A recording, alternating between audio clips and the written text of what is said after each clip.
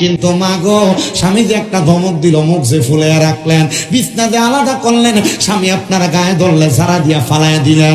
মনে রাখবেন, আল্লাহর নবীর হাদিস শরীফ আমি পড়লাম, নবী আমার বলতেছে, কোন মহিলাকে তার স্বামী রাত্রবেলা তার আত্মসংযমের জন্য বিছানায় ডাক দিল, ওই মহিলা যদি বিছানার মধ্যে না যায়, স্বামীর দিক থেকে অন্যদিকে মুখ ফিরে রাখে, তাহলে আল্লাহ তাআলার আযাবের ফেরেশতারা সারা রাত্র পর্যন্ত ওই মহিলার গজব দিতে থাকে।